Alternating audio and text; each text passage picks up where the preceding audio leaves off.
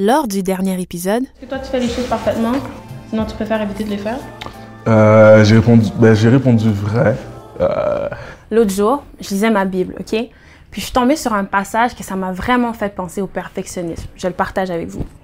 C'est un passage qui parle de Marthe. Marthe, c'est une grande sœur d'une famille, les grandes sœurs de Marie et de Lazare. Marthe, elle reçoit Jésus.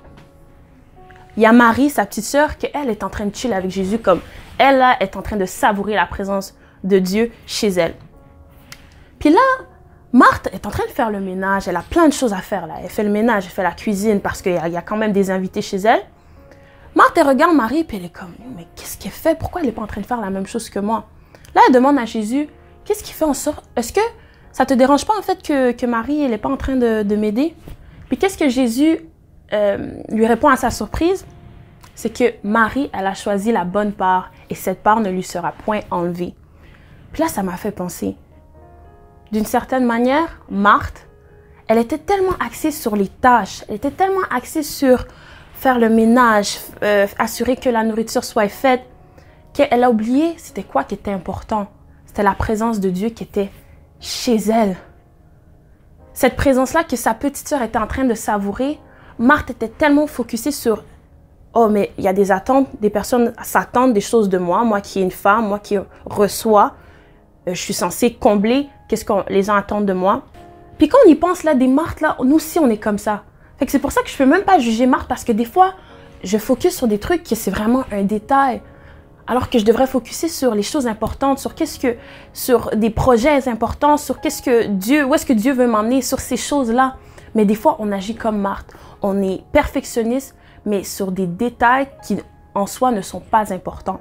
Alors qu'on devrait juste être assis à côté de Marie et de savourer qu'est-ce qui est bon pour nous, comme la présence de Dieu. Comme je l'ai dit plus tôt, souvent les perfectionnistes vont chercher à mettre une distance entre eux et l'autre. Et d'une certaine manière, c'est ce que Marthe, elle a fait.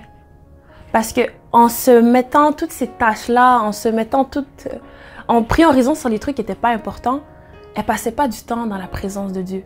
Elle restait pas proche de Dieu.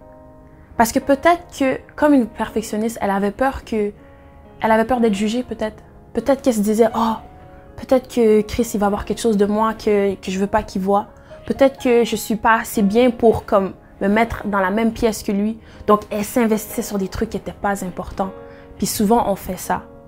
Puis comme vous pouvez voir là dans le salon où est-ce que je suis présentement, ça c'est le salon comme... Exemple, si tu as grandi dans la culture haïtienne, là, tu connais au moins une tante, un oncle ou plusieurs qui ont ce salon haïtien où est-ce que personne va là. OK? C'est vraiment juste les invités spéciaux qui vont là. Puis toi là, si tu es un cousin, une cousine, tu vas pas là. Toi, tu vas dans le sous-sol, là, tu vas dans le chilling spot où est-ce que si les personnes familières, elles vont là. Ben, trop souvent, j'ai l'impression qu'il y a des personnes que dans leur relation avec Jésus, ils vont garder Jésus dans ce salon-ci. Le salon où est-ce que tout est placé parfaitement.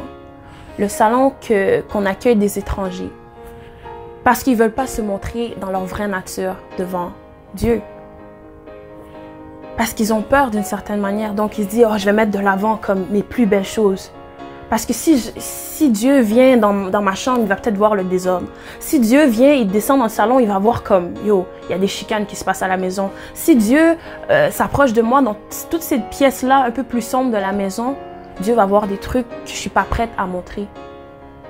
Mais, guys, qu'est-ce qui est tellement important de savoir, c'est que Jésus, il t'aime en entier. Pour tout ce que tu es. Il sait déjà qu'est-ce qui se passe dans ta chambre. Il sait déjà qu'est-ce qui se passe dans le salon. Mais dans tout son amour, comment il est parfait, c'est qu'il ne va pas s'incruster où est-ce que tu ne l'invites pas.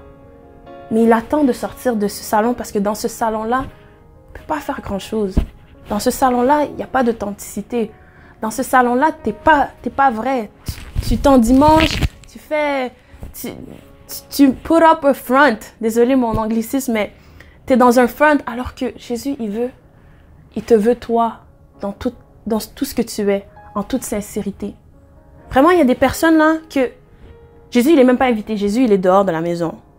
Et là, il cogne dans tout son amour et dans toute sa patience. Il cogne parce qu'il veut rentrer à la maison. Il y en a d'autres qui font rentrer Jésus, mais le gardent dans ce salon-ci. Il y a des gens, et je suis tellement reconnaissante que j'ai pu faire ça, qui dit, you know what, Jésus, je t'accueille pour tout ce que tu es et je t'accueille dans toutes les pièces de ma maison qui est moi. Et je vous invite fortement, guys, à faire ce même choix-là parce que c'est un choix qui va transformer votre vie. Et vraiment, là, n'ayez pas peur. C'est ça que je dois vous dire, n'ayez pas peur parce que Dieu n'aime pas comme les hommes aiment.